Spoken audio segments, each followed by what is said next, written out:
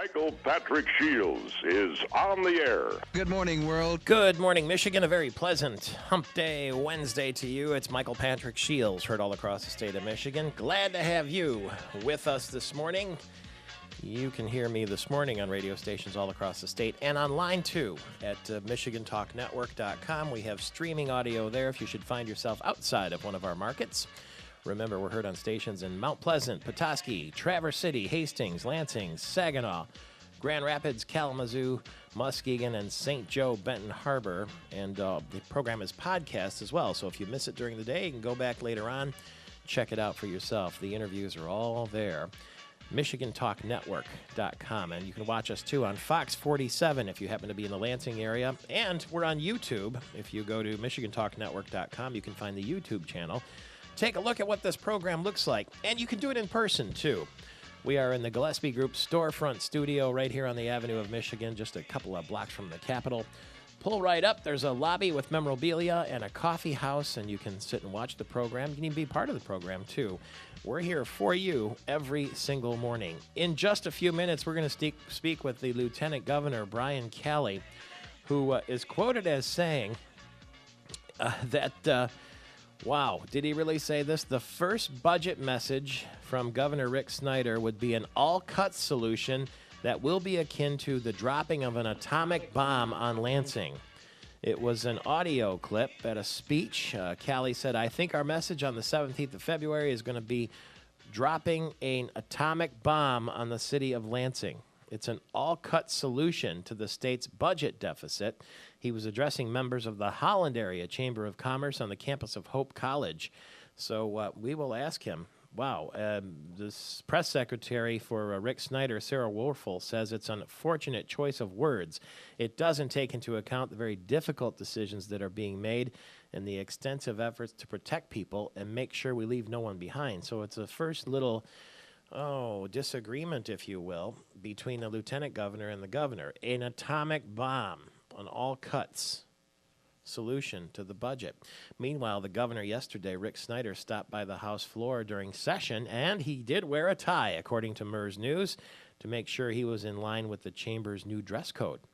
They had a short session yesterday, and I guess House Speaker Jace Bolger was warned the governor might drop by, according to Ari Adler, who's the press secretary to Jace Bolger. He shook some hands, made his presence known, and then left.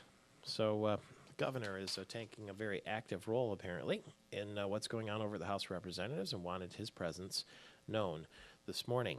Now, big news from the Michigan State family. The Michigan State basketball team and North Carolina basketball team are moving forward with plans to play a basketball game on an aircraft carrier on Veterans Day. Michigan State Athletic Director Mark Hollis said last night that they've been talking about the game for a long time. It will be in San Diego Harbor, and the schools have been working to produce the event, which will include a concert on the converted flight deck. Capacity is going to be about 6,000, and both schools are going to get about 500 tickets each. All the rest will be given to enlisted men and women and their families. And Magic Johnson is going to be involved. He may do a clinic for children of the troops, and they're going to try, obviously, to get Michael Jordan involved in that, too. We'll talk with Michigan State's athletic director, Mark Hollis, a little bit later this morning. Just FYI to Amanda Wall and Tony Cuthbert, my assistant producer service here suddenly stopped working, so I'm flying blind a little bit this morning when it comes to the teleprompter. Here's something I really want to talk about with you this morning at 888-900-9966. Three 21-year-olds who authorities say hosted a party and provided alcohol to the 5 teens involved in last month's fatal car crash in the Lansing area were arraigned Tuesday on felony charges that could send them to prison. Jordan Heinecke, Michael Freund, and Charles King III each face 3 counts of furnishing alcohol to a minor, causing death. That was announced yesterday by the Ingham County prosecutor Stuart Dunnings III at a news conference. We will talk with Dunnings coming up shortly. He said one reason he called the news conference was to send a message that he will prosecute people who provide alcohol to minors. Dunning said they created a situation that had a tragic result, and it is not tolerable. In the early morning hours of January 30th, after the party, 17-year-old Brett Johnson was driving drunk when he lost control of a car carrying 4 passengers and crashed into a tree. There was some talk that on Hagedorn Road there, he was going more than 100 miles an hour. Killed in the crash were Holt High School senior Holly Bossenberry, who was 17, and Holt High School graduate Taylor Cochran, who was 18. Anthony Harris, a senior at Holt, 17 years old, died 3 days later from his injuries, and another senior, Kenzie Schaefer, was injured in the crash. It happened on Hagedorn Road. That was just south of Mount Hope. So Johnson of Dimondale, the driver, charged with 2 counts of drunken driving causing death, and prosecutors say he will be charged with a third. Now, the people who supplied the alcohol face up to 10 years in prison on the felony charges. Each is charged with 2 misdemeanors related to the sale of alcohol without a license. There will be a preliminary hearing coming up, but we'll talk to Stuart Dunnings III, the Ingham County prosecutor. Apparently, the party was advertised on Facebook as a birthday party for 2 people, and the Facebook posting said that the hosts would provide at least 1 keg of beer and jungle juice, which is typically a punch made of high-proof liquor. They charged $5 a cup for the jungle juice. The notice said, just bring your friends and be ready to party.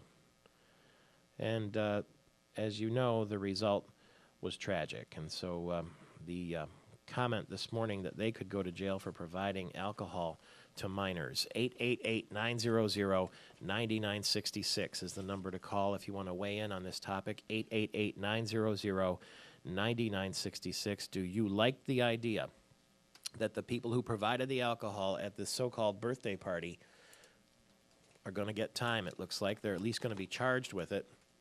So the driver will be charged, and the people who provided the alcohol to the driver will be charged. Will it stick, too? We'll talk to attorneys this morning and find out what lies next in the legal case of a very, very sad tragedy in Michigan.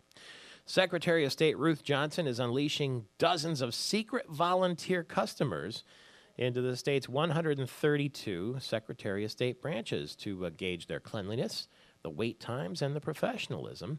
And those branches that are shining in particular areas will be rewarded.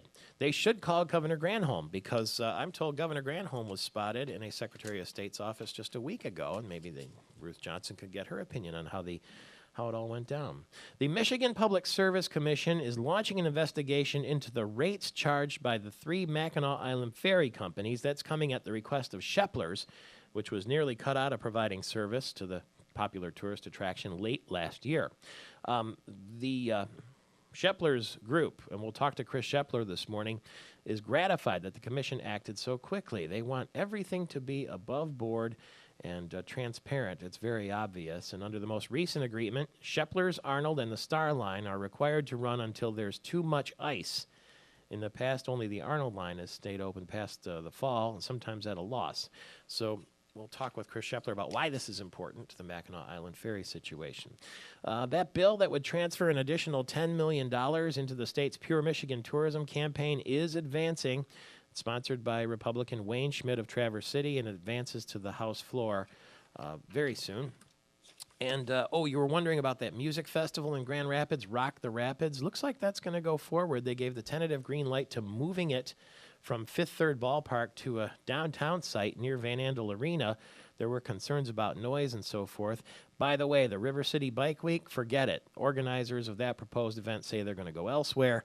It never went over well with the city, and it looks like it's history. 2 Michigan Department of Transportation workers are in the hospital. They were struck while making road repairs. Kalamazoo County Sheriff's deputies say they were injured last night when they stepped in front of an SUV while patching potholes on Gull Road in Kalamazoo Township. Both workers are being treated. One of them is in critical condition. Investigators have not charged the 74-year-old driver of the SUV, and we're very, very sorry to hear that. Government investigation finds no link between electronic throttles in some Toyotas and unintended acceleration. The report was compiled by the Federal Transportation Investigators and NASA scientists. And Kalamazoo is planning a big party for Kalamazoo native Greg Jennings, who caught 2 touchdown passes for the Packers in the Super Bowl, and his hometown is very proud of him. Mayor Bobby Hopewell said the city's working on a celebration to welcome Jennings back later this month. He graduated from Kalamazoo Central High School played at Western Michigan University, and was drafted by the Packers. So congratulations to him, and we would love to welcome him home, and we'll talk with him on this program too. Marquette is getting very, very excited about the President of the United States coming to Michigan tomorrow. So, too, is the president of Northern Michigan University. Les Wong will be with us when we get back about his visit upcoming with Obama. It's 18 minutes after the hour. More of your Wednesday morning with Michael Patrick Shields in 4 minutes. Commence infotainment launch sequence. 3, 2, 1, ignition on this Wednesday morning, this hump day. It's Michael Patrick Shields, heard all across the state of Michigan. Buick's new e-Assist fuel-saving technology is going to be available on the 2012 Buick Regal, we're told. It's expected to improve that vehicle's overall fuel economy by 25%. Over the 2011 model. It's a 4-cylinder engine, but don't take it from me. Take it from Jeff Crippen from Crippen Buick. He's on the other end of our line this morning. Good morning to you. Jeff, are you there? Yes, Michael Patrick, good morning. Gas prices creeping up, up, up. There are some people who say by spring we could be close to the $4 a gallon mark again, and this is one way that looks like going forward you'll be able to really save a lot of gas over the previous year. It's really 25%? Yeah, that's what they're talking about on the 2012 LaCrosse. That'll be out later this year. E-Assist, what does it do? So it's a combination of several items. One is there's going to be an electric motor attached to as part of the vehicle, and as the vehicle slows down, on the braking assist, it's going to take some of that and store it into a lithium battery. Wow. And then you'll have some power from the battery to help generate when you're going forward again. And it also has an aggressive fuel cutoff, so as you're braking, it'll cut that fuel off because you won't need that as you're slowing down, and then that'll help with the fuel economy. So they talk about 25% increase going to almost 37 miles per gallon on a 2012 Buick LaCrosse. Yeah, the LaCrosse, and now they say it's going to be offered on the Regal as well. Regal as well. We've come a long way from Fred Flintstone sticking his feet out the bottom of the floor, haven't we? We surely have. And Buick's has come a long ways as well. They're the fastest growing car company this year. So they've had some tremendous success as they've re-engineered the product. Well, it's really something the way Buick has remade itself over and over and over, and now one of the leaders in technology with the e-Assist, and it's going to become very important to all of us. What does the LaCrosse cost, and what at a reasonable level, and what does the Regal cost? So the Buick LaCrosse, the Regal will be is about $25,000 to $28,000, and the LaCrosse is just above that. And again, depending on those levels of equipment, so the LaCrosse will be $27,000 to maybe $31,000, $32,000, depending on how you equip that. Well, it used to say if you were trying to save gas, you would let up off the gas if you saw a red light. You would time the lights and that sort of thing. Now you'll actually be getting power added to the vehicle, as I understand it, when you step on the brake. That's pretty cool. Right. This will be the first division of GM that's going to have this regenerative braking system. Amazing technology. Hey, how cool would it be, by the way, to be on that aircraft carrier when Michigan State basketball goes up against North Carolina on Veterans Day? That would in San Diego Harbor. It's going to be 6,000 people will be there. The schools will get about 500 tickets each, and Magic is going to be there, and maybe Michael Jordan, and the rest of the tickets are going to go to the men and women who are enlisted and their families. That's going to be quite a scene, isn't it? Yeah, that would be a great event to attend, and I heard that on your show this morning on the way into work. Yeah, and when the game's over, we could sneak over to Torrey Pines for a round on the South Course. What do you say? It wouldn't be a bad idea. Okay. Thank you very much, and congratulations to Buick. That's Jeff Crippen. You bet. 43 minutes after the hour. Speaking of technology, President Obama is coming to Michigan tomorrow, to Marquette, to talk about a national wireless initiative. He's going to deliver the remarks at Northern Michigan University, and he's going to see a demonstration of how the university's WiMAX network has enabled distance learning for university and community students. You just heard President Les Wong from Northern Michigan University talk about that. Ray Keating is here with his comment. He's the chief economist with the Small Business and Entrepreneurship Council. They're dedicated to protecting small businesses and promoting entrepreneurship across the country. Good morning to you. Morning. How are you? What do you think about this? How would it work, this national wireless initiative? Well, there's a lot of things going on the front with business and the president these days. Obviously, he was in talking to the Chamber of Commerce recently, trying to maybe strike a different tone. This is the whole broadband area, wireless area is another area that we're seeing a lot of action lately. So the president is certainly weighing in on it. But there are a lot of questions as to how this is, what exactly are we talking about going forward? Unfortunately, there are a lot of mixed signals coming out of the administration. One is the idea of, are we going to see more regulation? The FCC is pushing ahead with this net neutrality idea, the idea that, it sounds good, everything be treated equally on the internet, whether, wired or wireless. But the question is, what does that mean? Is it a case of government going to be stepping in and basically dictating pricing and operating models? And if that's the case, then there are questions about how much private sector investment are we actually going to get? Is there going to be greater uncertainty about the cost and government involvement? And then there's also more talk lately about more tax dollars being spent on bringing broadband to certain parts of the country. And then the question becomes is how are those decisions made? How are those dollars allocated?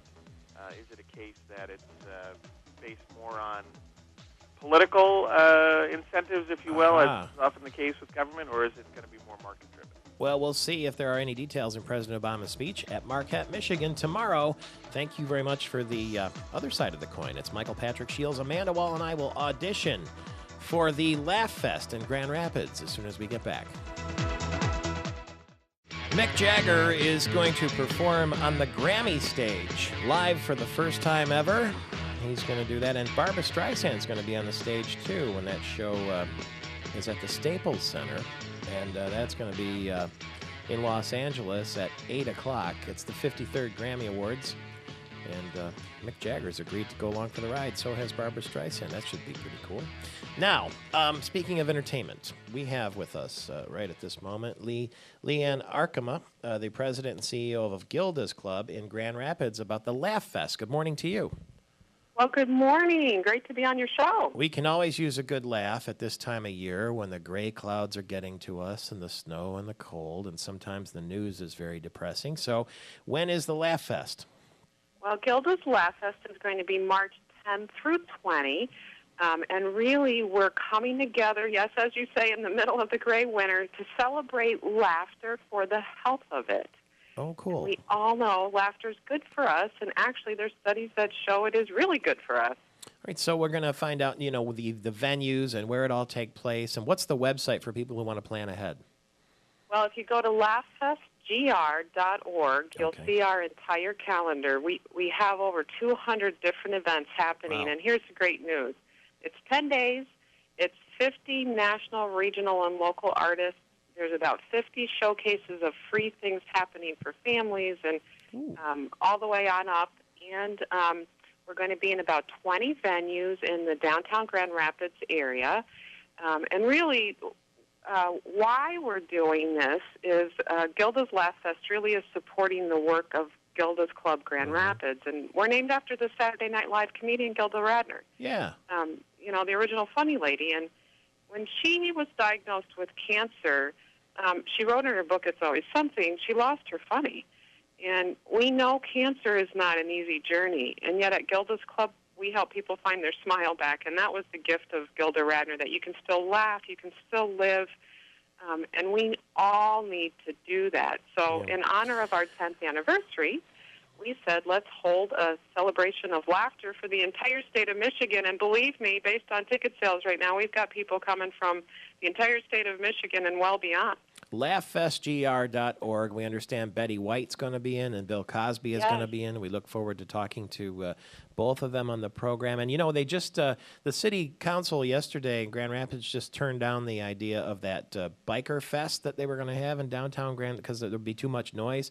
Don't you think there'll be too much noise from the laughing all over Grand Rapids, too? Well, wouldn't that be fun if they had to shut us down because we were too noisy? All right. We hope there's so much laughter. It's a great thing to come together to do as a community, and we're thrilled that Miss White is coming for our 10th anniversary celebration. We still have dinner tickets available for that at $250. That includes a $100 donation to Gilda's. The rest of the festival, really, ticket prices are $7 to $77.50. The top price for Bill Cosby, although most of his show tickets are $47.50. It's very affordable. It's going to be a great opportunity to come out with the family and do multiple things. Like I said, we have free stuff happening. We have a family-friendly Super Saturdays for kids where they can come in and have an indoor winter carnival, $7. We've got a great comedian magician, Matt King, coming from Las Vegas on a Saturday afternoon. We're thrilled that he's coming. Now, wait a minute. Leanne, Amanda Wall and I, we want to audition to be in the Laugh Fest. Can we give you a joke right now and you tell us if we can be in? You absolutely can be. Go to our homepage, laughfestgr.org, click the box that says Call for Talent. We are showcasing professionals and amateurs and everybody in between. Right. Well, we want to audition on the air for you right now. Oh, okay. Go ahead. We'll go to laughfestgr.org later, but we're going to try it right now. Okay, ready? All right. Got it. One winter morning, a husband and wife in Grand Rapids, Michigan were listening to the radio, listening to MPS in the morning during breakfast. When they heard the announcer say, "We're going to have 8 to 10 inches of snow today. You have to park your car on the even-numbered side of the street so the snowplows can get through." So the good wife went out and moved her car. A week later, they're eating breakfast again, and the radio announcer says, "We're expecting 10 to 12 inches of snow today. You must park your car on the odd-numbered side of the street so the snowplows can get through." The good wife went out and moved her car again. The next week, they're again having breakfast when the radio announcer says, "We're expecting 12 to 14 inches of snow today. You must park." Then the electric power went out. The good wife was very upset. And with a worried look on her face, she said, "Honey, I don't know what to do. Which side of the street do I need to park on so the snowplows can get through?" With the love and understanding in his voice that all men who are married to blondes exhibit, the husband replied, "Why don't you just leave it in the garage this time?" Oh, my gosh. That is great. Do we qualify? You qualify. Come on over. Stand up. Tell it to a huge audience. We'd love to have you. All right. Thank you very much for that.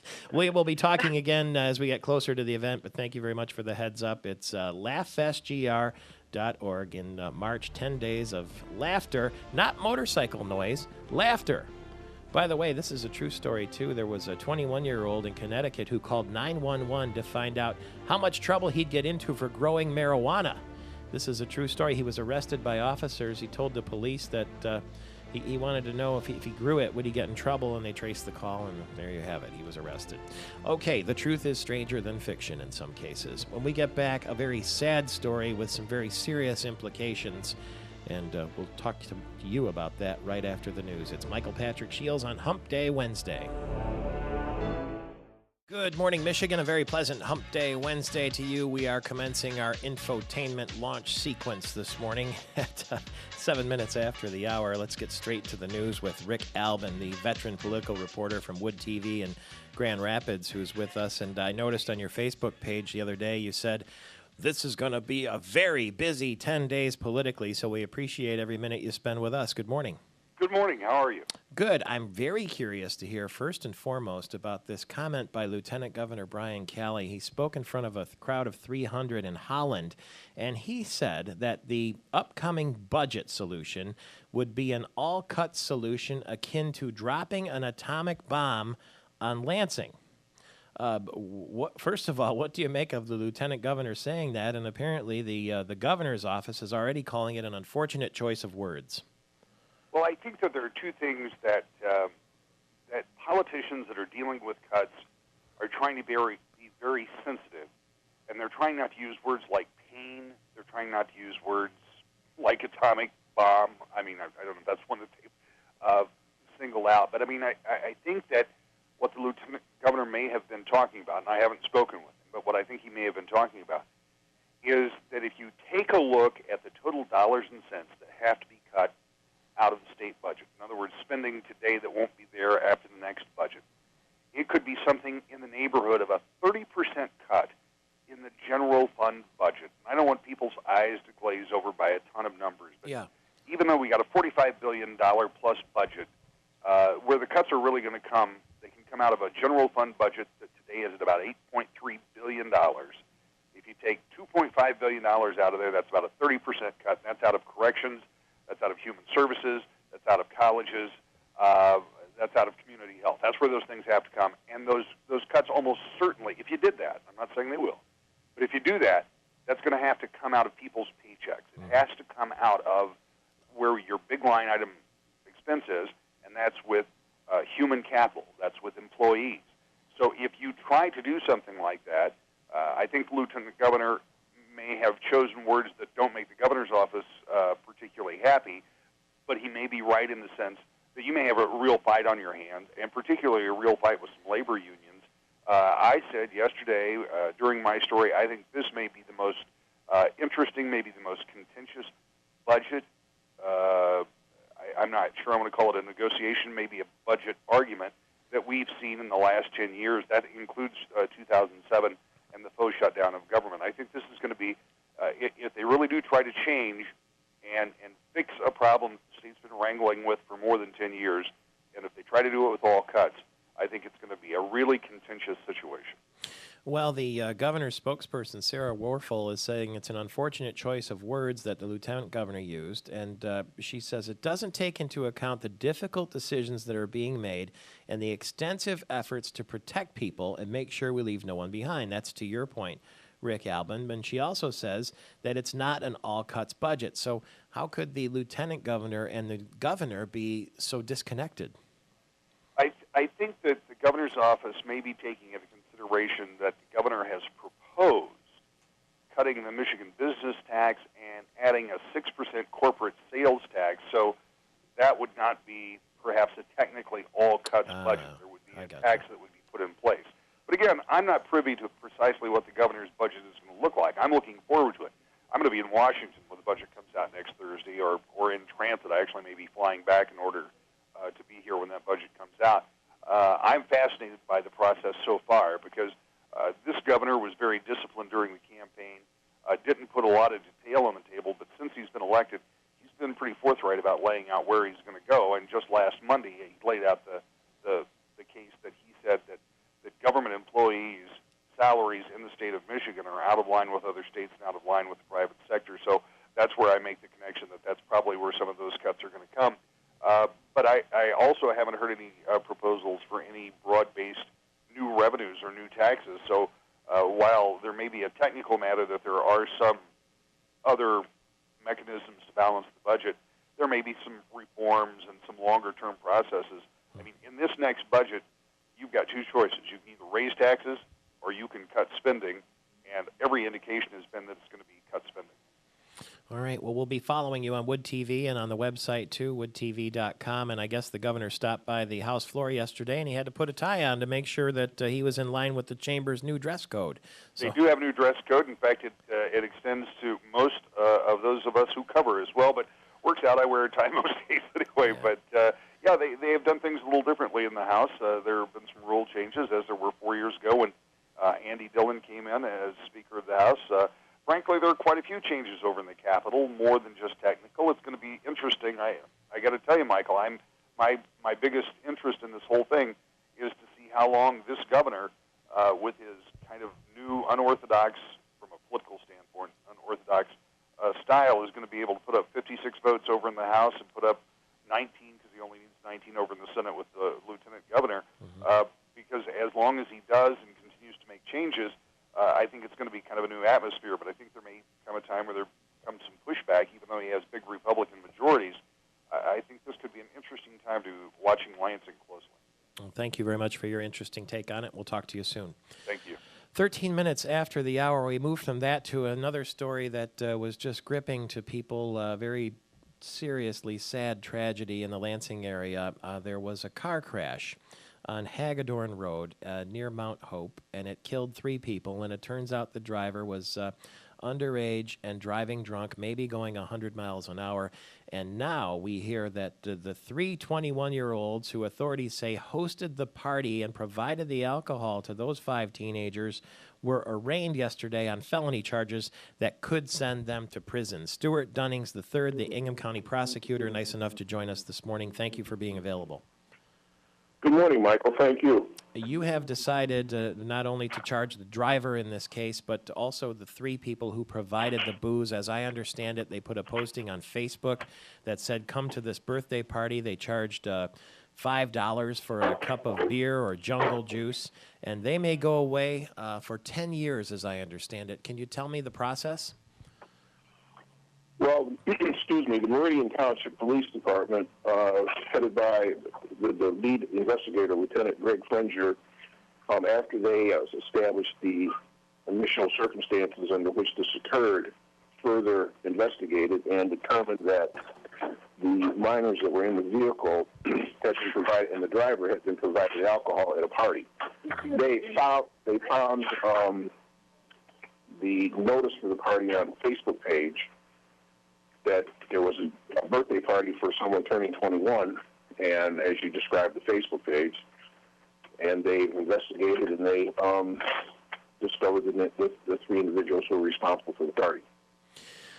Is it unprecedented, or has it happened before that the people who have provided booze to underage casualties at the moment, I mean, is it unprecedented that they would go to jail for that? Oh, not at all. We've done this before. Mm-hmm. And so legally, it's a strong case then, as long as you can connect the dots that these 3 people who provided that booze that ended up in that tragic car crash can get as many as 10 years in jail for that. Well, 2 things. One, you say it's a strong case. None of our cases are strong until the jury says guilty. At this point in time, these people are presumed innocent, and we have a burden of proof beyond a reasonable doubt. And until we get there, I never think any case is strong until the jury comes back. Secondly, you say up to 10 years. That's one of the great deceptions of our criminal justice system. The legislature will pass a law and say, well, you know, the maximum sentence is 10 years, and then they turn around and they write sentencing guidelines which make it pretty clear that somebody's not going to get anywhere close to 10 years. I haven't run the guidelines on these young men yet, but I would be surprised if their minimum sentence would be anywhere close to 10 years. But that, you know, that's the legislature trying to publicly say we're tough on crime, but privately saying I don't want to spend the money to lock dangerous people up. If you can speak right now to the students, to the young people, to the parents who might be driving their students to school right now, as a result of this tragedy and the result of the fact that the 3 20-year-olds are going to be charged with providing that alcohol, you can talk directly to them right now. What's your message? 1, don't drink and drive regardless of your age. 2, don't drink if you're under 21. It is against the law. And number 3, it is not a good idea to provide alcohol to people under the age of 21. It is against the law. There's a reason why we have the age where we had. I remember back in my youth, I think they dropped the age to 18 for a period of time and realized that was a horrible mistake and changed it back. There's a reason why we have these laws. It's hard to convince anybody that's, you know, that age that they're not going to live forever and nothing bad is going to happen to them. But, I mean, we have an example here. I think if you ask the kids at Hull High School, can this happen to you, I think their answer would unanimously be yes.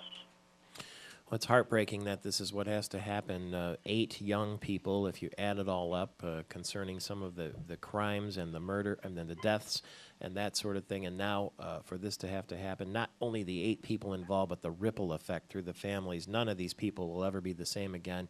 And some of us in the community, our hearts are obviously very heavy for this sort of tragedy. Thank you for the warning.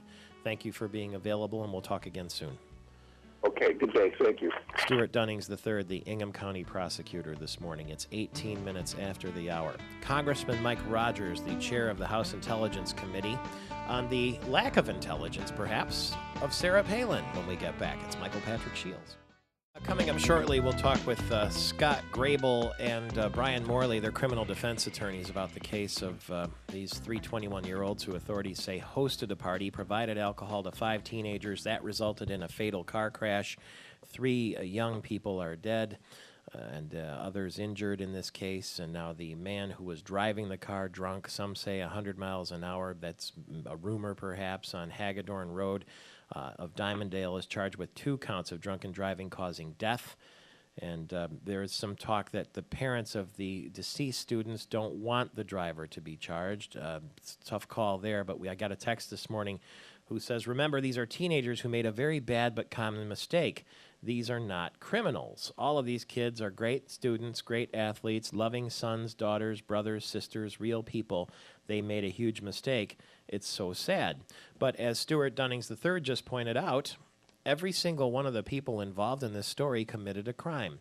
He's the Ingham County prosecutor. The 21-year-olds that provided the alcohol, in fact, sold the alcohol, as we understand, and the underage students who drank and drove drunk, everybody involved committed a crime. 888-900-9966 is the number to call, 888-900-9966. The chair of the United States House Intelligence Committee, Mike Rogers, the Republican from Brighton, is on the other end of our line. So good to talk to you again. Michael, how are you, sir? It's a tough time here. We're here in the winter, we're here in the cold and snow and the gray, and we hear tragic stories like that. And there's so much going on. It seems like a lot of news, and I can't help but think of you every time I look at the situation in Egypt, and I wonder what's next and whether that could force some kind of trickle-down effect to other countries like Yemen and Lebanon and Syria and so forth. Well, I think there's a very real possibility of Jordan going through some very serious changes. I think Syria is in the mix, and if you look at the profile of Tunisia and Egypt, you have they call it the youth bubble, a very large 20 to 35-year-old population, highly educated and highly unemployed.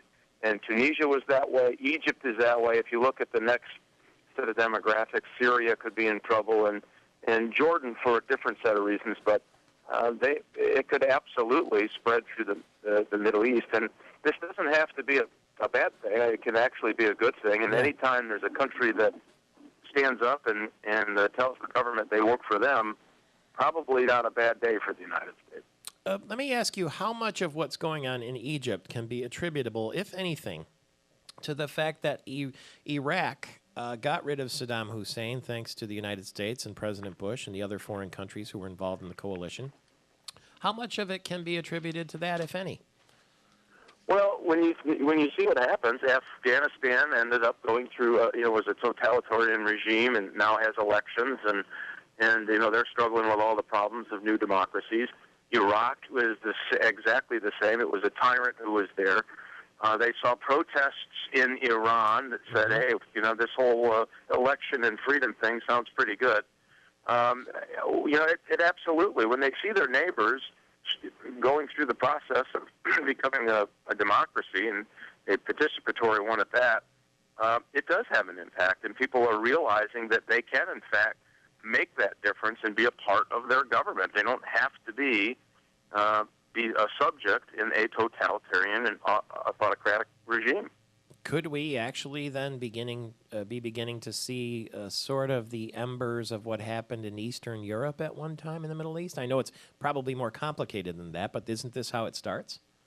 Oh, absolutely, and there's been lots of comparisons and between Eastern Europe and its opening up and freedom and what you see spreading across the Mideast.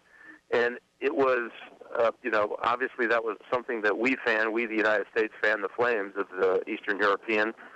Certainly in the Mideast, we played a part in it, and I do believe that you're going to see this sweep around. The King of Jordan has come out and talked about, for the first time ever, allowing the election of a prime minister. Mm-hmm. And that just wouldn't have happened before. I mean, it just was not something that was discussed. So, I mean, those steps are happening, and I think you're going to see real reform. I think the people of the Mideast are just not going to put up with what they've been under for, in many cases, 2 generations of people. I don't know if you saw the transcript of Sarah Palin's comment to David Brody on the Christian Broadcasting Network. It was printed in the New York Times. If you didn't see it, I'm going to have Amanda Wall play the part of Sarah Palin here and read it for you. She was asked, Sarah Palin, what the White House should do in response to the Egypt situation. How has the president handled the situation in Egypt, Governor Palin? And nobody yet has explained to the American public what they know. And surely they know more than the rest of us know. Who it is, who it will be taking the place of Murdoch, and no, not real enthused about what it is that's being done on a national level and from D.C. in regards to understanding all the situations there in Egypt. And in these areas that are so volatile right now, because obviously it's not just Egypt, but the other countries too, where we are seeing uprisings, we know that now more than ever, we need the strength and sound mind where they're in the White House. We need to know what it is that America stands for, so we know who it is that America will stand with. And we do not have all that information yet. How about that answer? Well, she may not have all the information, and I certainly respect her opinion, but there is lots of information here that's being provided to the White House. Now, I have a disagreement about where the White House stepped in and where they didn't. I think they could have done something a little different, but, this is a real-time unfolding thing. And so information that happens, I'll give you, Ben Ali of Tunisia woke up the day that he got on a helicopter and left and believed that he was going to stay in power. I mean, that's how fast it changed. His advisors walked into his room and said, "Hey, guess what? We can't do this anymore. You're getting on a helicopter." He was getting ready to give a speech about, some other reforms and how he was going to stay on until 2013. So this thing is as fluid and aspirational and inspirational as I've seen anything take place. And so listen, the president didn't do everything right, but I don't know if we can lay blame completely at the president's footsteps on this. This thing is happening very quickly and very fast. And I've spent, weekends, Sundays, you name it, getting the latest and greatest on what we know. And boy, I don't know. I think we do know who we are. The one thing I thought the president did not do or not make the right decision is that there's a secular group that's doing this, and we want those folks to be involved in the government. Clearly, you don't want the Islamists running the whole thing, and I think we could have facilitated a transition government, and we really didn't play that role, and I thought we should have. But politically speaking, Sarah Palin can't be a viable candidate for the presidency giving a big sidestep answer like that, can she? Well, what is Ronald Reagan's 11th Amendment? Never talk bad about your own. So I'll talk bad about what I think the president should have done. He should have had a transitional government. I think I understand where she's at on this, and I'm sure there's a lot of Americans frustrated with, what is our position? And I do think that in that regard, she's right. The president does need to be more forthcoming with all of America about where they want to go. I mean, that part I can't argue with. Fair enough. Thank you very much for the time. I know it's more valuable than ever. And I know you got to be excited about the news this morning that the Michigan State Spartans are going to go play a basketball game against the North Carolina Tar Heels on an aircraft carrier on Veterans Day in San Diego Harbor. 6,000 men and women enlisted and their families. You'll be able to see the Spartans and Magic Johnson and maybe even Michael Jordan. And I know Michigan State University being in your district, that makes you very proud, huh? They're a great university, great coach. Indeed. Thank you very much. The endorsement for Tom Izzo from Mike Rogers. We'll talk again soon. All the best to you at 32 minutes after the hour. Now Brian Morley from Fraser, Trebilcock, Davis, and Dunlap, PC. He comes from a criminal background. He's a police officer in Flint and a criminal defense attorney as well. Good morning to you, sir. Good morning, Michael Patrick. How are you? Good. I just wanted to get your thoughts on these three 21-year-olds who hosted the party that resulted in the car crash in Lansing there on Hagedorn Road. 3 people are dead, and now Stuart Dunnings, as you heard, said that those 3 who provided the booze, in fact sold the booze at the party, are going to be charged and could go away for 10 years, although you heard Stuart Dunnings talk about the possibilities of a shorter sentence than that if they're convicted. What are your thoughts on the situation, and will that charge stick? Gosh, it's a tragedy from top to bottom. Yep. It really is, as an attorney, as a parent, from a variety of angles, and I think the whole community is feeling it. I respect what Stuart Dunnings, I respect his job and what he has to do, and I think the most interesting thing he said, almost in an offhanded comment at the tail end of his statement, was that these kids don't know. Now, admittedly, at 21, and I think you said it, Michael Patrick, these are all crimes. And it's a shame to say, wow, these kids didn't mean to do it, but they are crimes. But I don't think any of us can get sanctimonious and say, oh, dear God, how did that possibly happen? Mm-hmm. I think a good majority of us have been close to or near or like or in those types of situations, and you just don't think about it. It's the invincibility factor.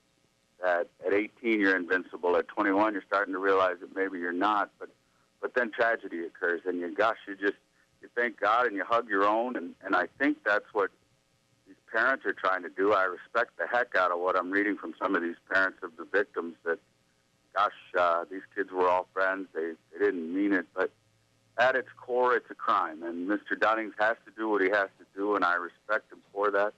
I feel for these kids, but I don't think there's an answer to this. What would we do otherwise? Would we change the drinking age, or would we say, go ahead, it's all right to sell to minors? No, there's a reason for all of this, and it's just, unfortunately, at least in my opinion, it's tragedies like these that wake us all up.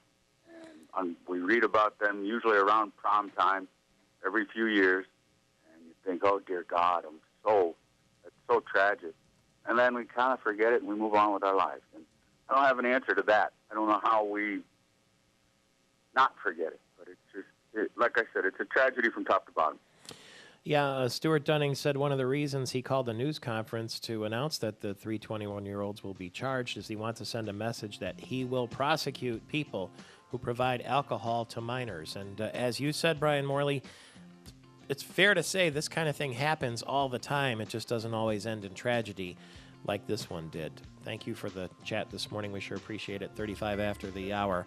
We will be back with another criminal defense attorney, Scott Grabels, who will talk with us. And your calls, too, at 888-900-9966. It's 35 after the hour. It's Michael Patrick Shields. Scott Grable is a criminal defense attorney, and he has been waiting on the line. We appreciate that very much. Good morning to you, sir. Scott, can you hear me? Oh, yeah, I can hear you. How you doing, Michael? Good. What is your reaction to this story that we've been following about the 3 21-year-olds who will now be charged with a crime, could get up to 10 years in prison for providing alcohol to the young people who were involved in the crash, the underage people, 3 dead and 2 others injured in that crash on Hagedorn Road?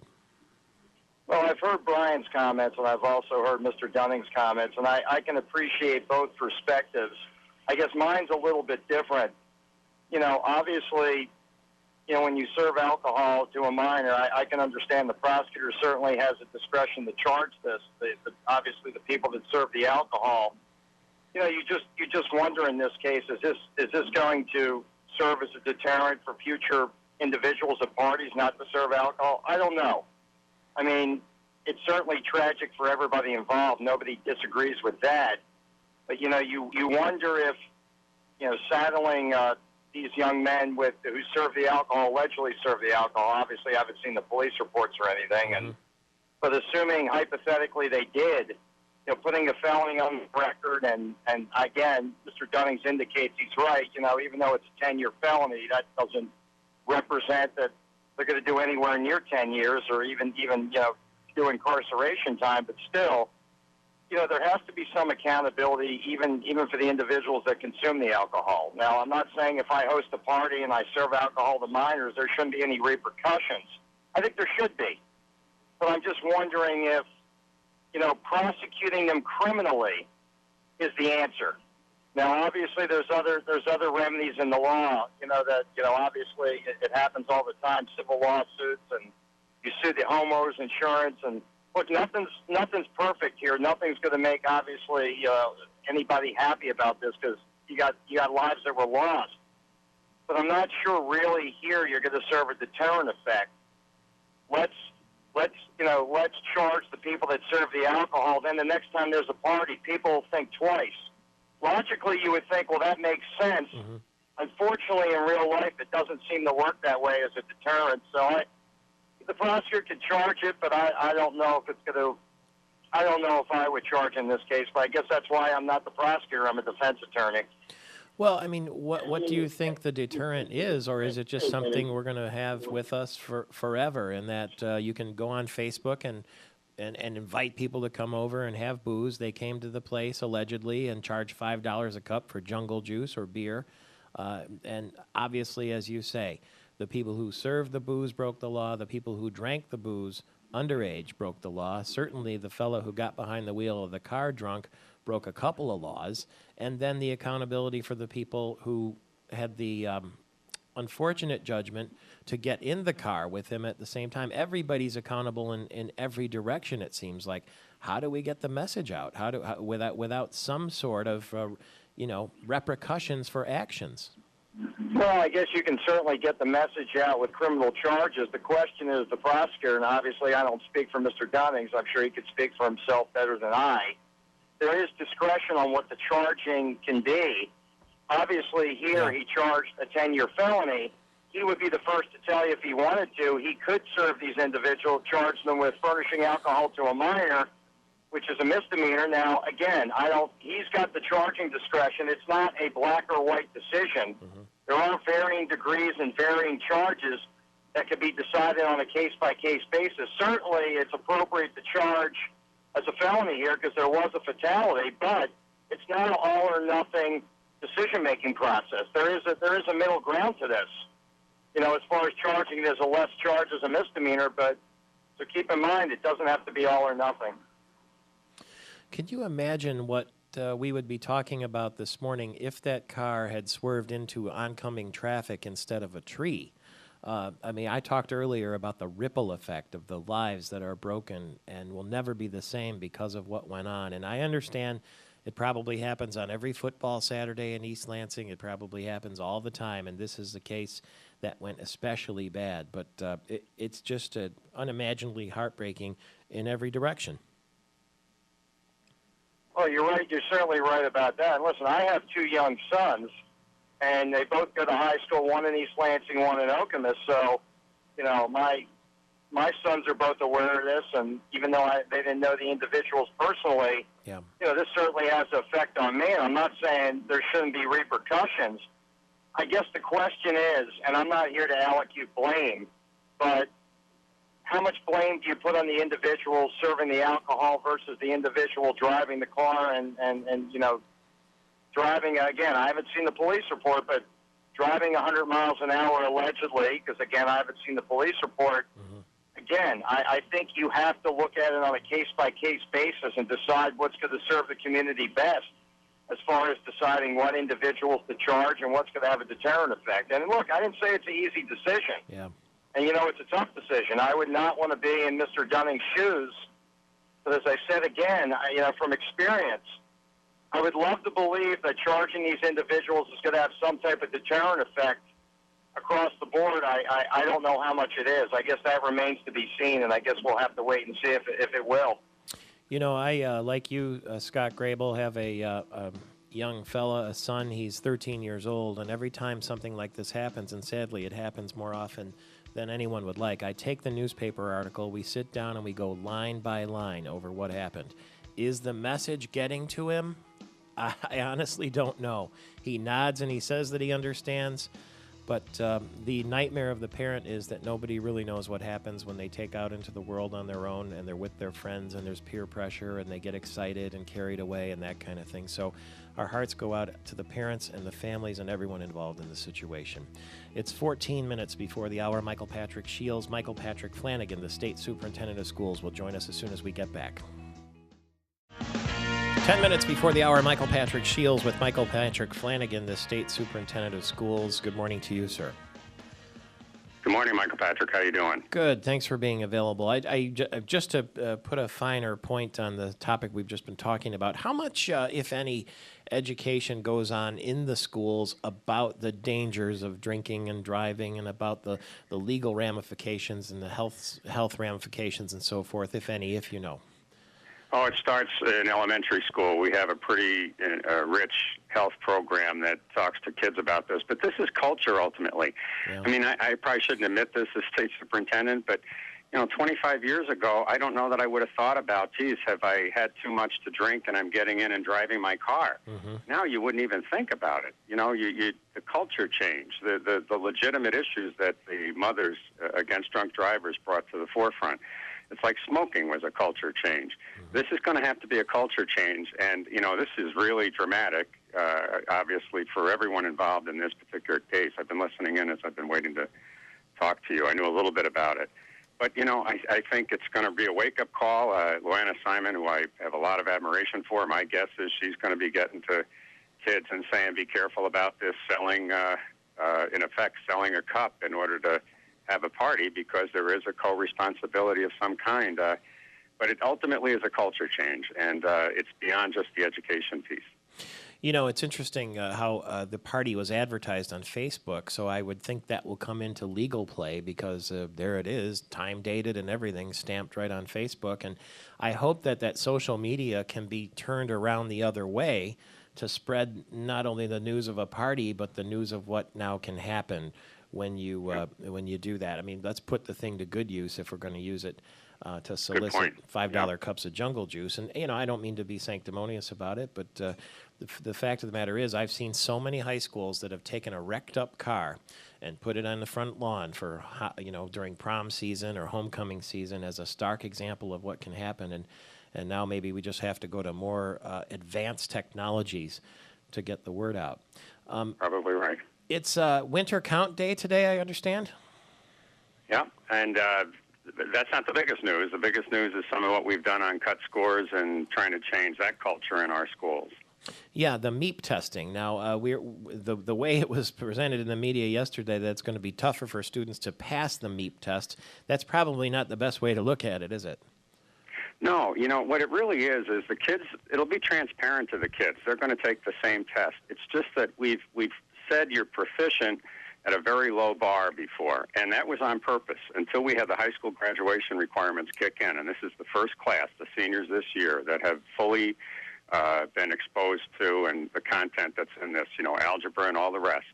We decided that we would wait till that happened and then raise the bar. But what the bar is now for proficiency is just saying this is what it takes to be not only college ready, but career ready. Because you've probably done this, but I visited the Delta plant. They invited me over one day. Mm-hmm. And these folks are not line workers in the way when I grew up. These folks understand statistics and probability for quality control. So we had to raise the bar so that we're not fooling parents anymore. I mean, some would say we were lying to parents. I think that's a bit strong because it wasn't intentional. But in effect, if you're saying that there's a school in the Middle Cities Association that has 78% of its kids graduating. 0% of the kids are proficient, even now. 0. And imagine then, even if you have some others that say 60, 70% of the kids are proficient, and we find out with these new cut scores, it's more like 30 or 40. Parents and students need to know that, and frankly, teachers want to know that. They want to do the best they can for their kids, and they don't want to have some dream that things are better than they really are. So those new cut scores are just saying these will be real proficiency tests. If 40% of your kids are proficient, that will be a real score from here on in. The U.S. Education Secretary Arne Duncan says the more we raise the bar, the more we challenge students, the more we provide support, the better they're going to do. That seems pretty simple, although it might be shocking to some to know that 95% of third graders in 2009 were proficient on the MEEP math test, but that's going to drop by 34%. Yeah, and that's why there's been a disconnect between the state scores and the national scores. When they take a national NAEP, what's called a NAEP test, ours will be more consistent with that now because we've just been fooling people, again, not maliciously, it's just historical basic scores when we tell people they're 95% proficient. And Arnie, you know, we meet with him. I'm on the board of my counterparts. We meet with him every few months. And the bottom line is, I know he's very proud of us. We're the third state that's done this. I brought this to the board against a lot of resistance from the field. There's a lot of the status quo folks that are afraid they're going to look bad. Yeah. We have to start telling the truth to our parents and our kids, and they're going to come up and they'll raise their progress. I mean, if you look at the high school requirements, everyone said, oh, my gosh, kids can't do algebra, and the dropouts are going to go sky high. None of that happened. The dropout rate went down. More kids have taken algebra and have succeeded. We used to stick them into dumbed-down math. This is a breakthrough, a second breakthrough. And, you know, I'm not doing this for my health. You know, this is something I'm dedicated to. I'm going to stay around a few more years with this governor and this board, and we're going to turn this state around, because if this doesn't happen, trust me, we'll sink like a rock. We won't be a top 10 state again, and this kind of thing is going to make us that. This educated workforce is really what economic development is all about. It starts with that. Tough love from Michael Patrick Flanagan. Happy St. Patrick's Day in advance, and I know I'll see you soon. Bye now. Television viewers, goodbye indeed. Radio listeners, stay right where you are. There's another hour of this coming your way all across the state of Michigan. I'm Michael Patrick Shields. But hey, I say...